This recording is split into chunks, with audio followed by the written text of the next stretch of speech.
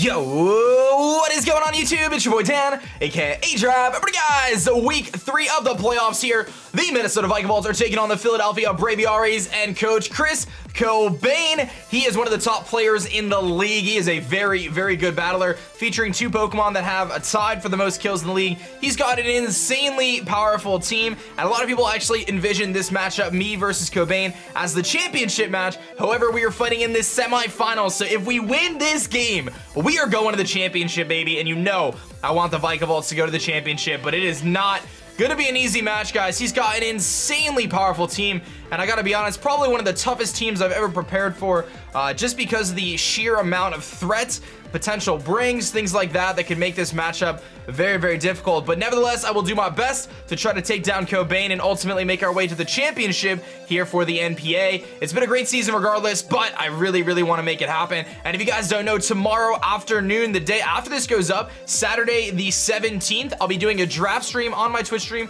twitch.tv/aDrive, and we're gonna be drafting for P4G Pokemon for Glory. We're gonna be drafting all our teams, so we'll be announcing all the picks and so on and so forth. And then next weekend, I believe on Saturday, we'll have our first match for that league. So we're jumping right into a new league. Regardless of what happens here, we may have 2 matches next week if I make it to the finals. If not, we jump right into a new league either way. So lots of exciting stuff for the Vikavolts coming up. So let's take a look at Kobains' team, because like I said, it is insanity. He's got Thunderous Therian, 101 base speed, Volt Absorbing Pokemon, very, very hard hitting, insane special attack stat, 15 kills this season, very, very powerful.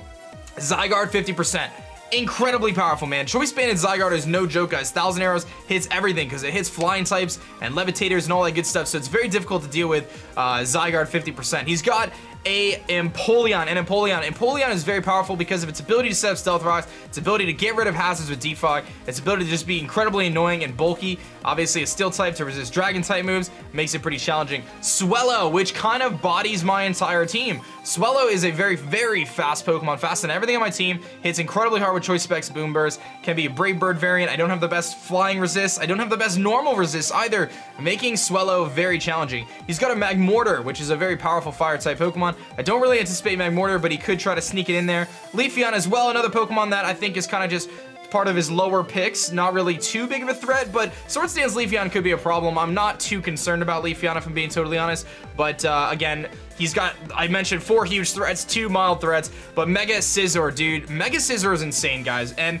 I always think about Mega Scizor, and I look at its stat distribution and its power and stuff like that. It's relatively predictable, and the fact that you know it's only gonna run 8 different moves or so, and it's gonna condense it to be either bulky or offensive or Swords Dance, whatever, but it's very difficult to take down. And it's not as simple as slapping Hidden Power Fire on something and just knocking it out, because its stats are so bulky that it can live Hidden Power Fire for most things. So it's very difficult to beat. Even though it only has only one weakness, which is fire, which normally you could try to exploit, he's got a lot of resistances to fire too. That Empoleon is neutral, Primarina resists, Zygarde resists, you know what I mean? So it's very difficult to deal with that.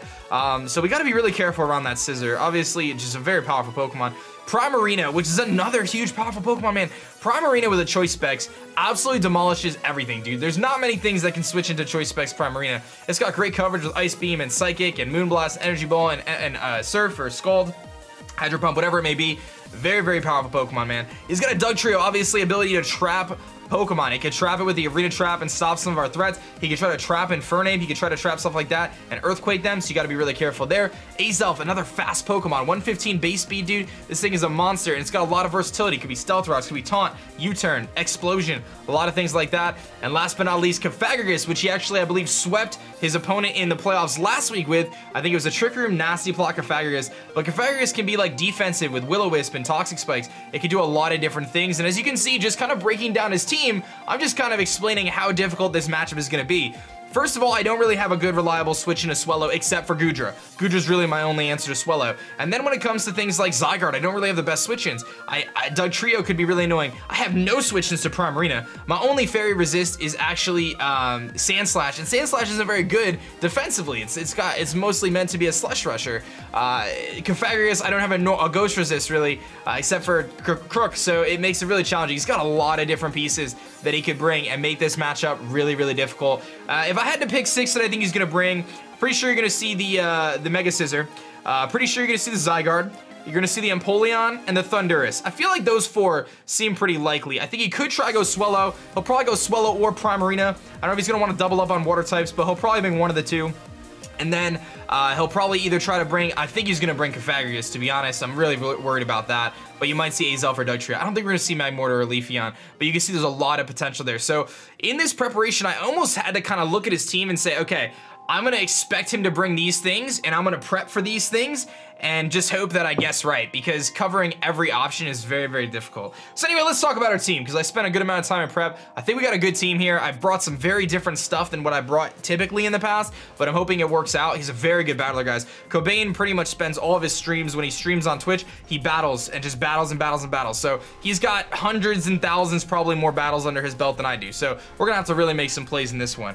But who doesn't like the underdog story? So let's make it happen. So the first Pokemon we're bringing is gonna be our Shaman Meadow. Bringing in kind of an offensive Shaman. I've got a lot of bulk to it, 220 HP, 132 special attack, so a lot of special attack. We're modest nature. We're gonna be hitting pretty hard. We've got 156 speed. That means we outspeed every variant of Scissor. We also outspeed a good amount of other stuff. I didn't want to try to run max speed. I kind of wanted some bulk on this thing. We've got Seed Flare, Hidden Power, Fire, Rest, and Earth Power. Rest is really cool because we could take Life Orb damage and take some damage rest, and then switch out. Natural Cure heals off the sleep.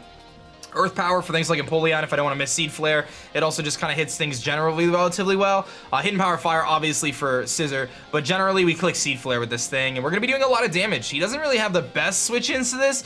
His most like useful switch-in is Thundurus, and you're going to see from my strategy, I really want to weaken that Thundurus. Our objective is I got to get Stealth Rocks up, and we got to weaken Thundurus because we have a plan this week, and hopefully it'll come into fruition. The next Pokemon we're going to be bringing is I had to bring Goodra, guys. I had to. Again, if he brought Choice Spec Swellow, it absolutely two-shots my entire team. So I needed to bring something that can at least switch into Choice Spec Swellow and give me an opportunity to take some hits. He could U-turn, so it's going to be tricky, man. He's got some momentum switchers. U-turn on Thundurus, U-turn on Swellow, U-turn on Scissor. I'm going to have to make some really, really good predictions this match. But Slime Shady here, Flamethrower, Draco Meteor, Ice Beam, Thunderbolt, max special attack, 100 speed, which is going to outspeed Adam and Scissor.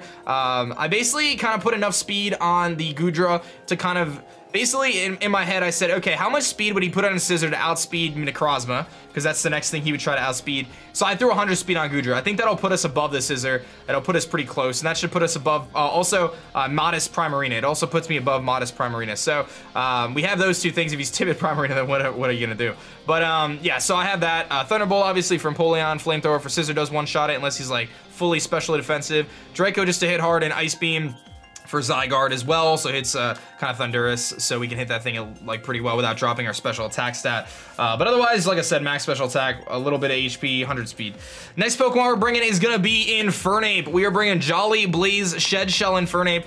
Pretty different set this week. This is actually the first time I put Infernape into a non-offensive role, because I think he's gonna prep a lot for Infernape, and I want to kind of be ready to rock there. I always bring offensive Infernape, and he's probably gonna expect some sort of a special variant, and I almost brought a Nasty Plot set, but I think this set is gonna be good. I want to get Stealth Rocks up on the field, and I didn't want to bring Crook, spoilers, and I didn't want to bring Necrozma. I was tossed between Crook and Shaman. I'm going with Shaman. I hope I don't regret it. If we get mowed over by Kobains, then I made the wrong decision, but I'm going with Shaman because I think if he brings Primarina and Empoleon, I'm gonna want Shaman. So that's why I'm going with Shaman, because he might go for that, because Primarina can beat Goodra. Swellow really doesn't beat Goodra generally, so that's why I'm going with the Shaman there. I kind of had to mix and match here, but we've got Shed Shell there just in case he brings Dugtrio. I can switch out on it. We have some great switch-ins to Dugtrio.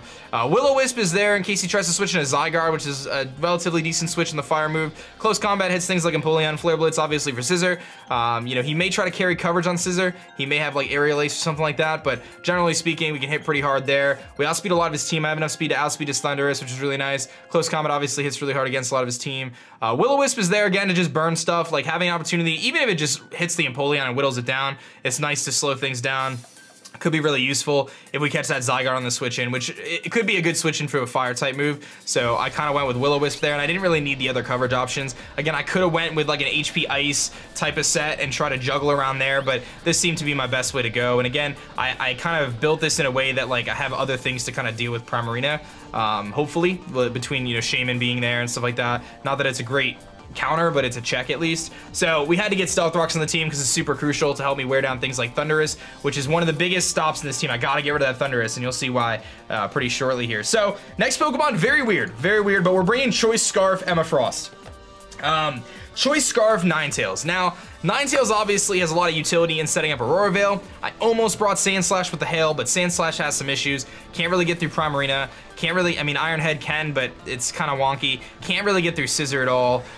It has a hard time against a couple other things. So while I like Sandslash, I'm sure he's going to have to prepare for the Hail, which might also mean he brings Cofagrigus. I decided to go with a Choice Scarf Ninetales, and the reason being, Choice Scarf Ninetales outspeeds Swellow, because I doubt who Scarf Swellow. It outspeeds Zygarde at +1, which is really nice. So if he runs Dragon Dance Zygarde or Scarf Zygarde for whatever reason, I'll outspeed that. And we outspeed Scarf Thundurus, which is a potential bring. He could bring Scarf Thundurus. Plus we outspeed Azelf, we outspeed Dugtrio. So a lot of things like offensively that we outspeed, so we can kind of stop sweeps and things like that. Hidden Power Fire in case we get lucky and catch a switch on the Scissor, but otherwise Freeze Dry's there to hit like Primarina, Blizzard just to hit really hard, and Aurora Veil as like a last ditch effort at the end of the game.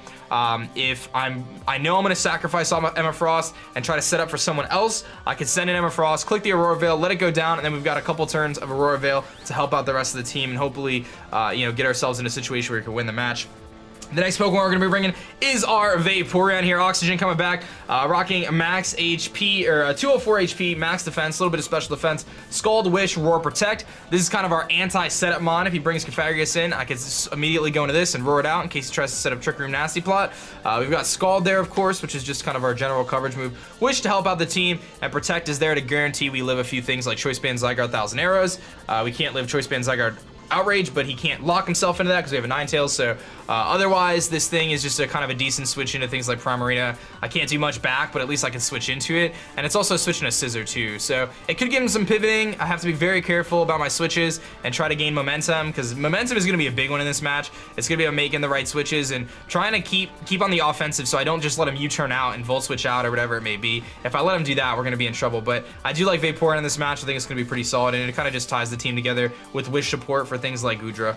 And last but not least, I say we ride and we die with Overdrive, baby. I have brought our shiny Vikavolts. If you guys don't know, this thing has 6 kills in one game this season, swept our opponent. We brought her to another game and it didn't even have to go to the match. But we're bringing it back, baby, and it's time. It is time to go down. Overdrive is ready. I kept telling you guys that we need to get rid of that Thundurus. The reason why is Thundurus carries Volt Absorb, so we can't hit it with electric type moves. But we have Hidden Power Ice on our Overdrive here. HP Ice obviously has a chance to two shots of Thundurus. After rocks and a little bit of chip damage, could one-shot it, which is nice.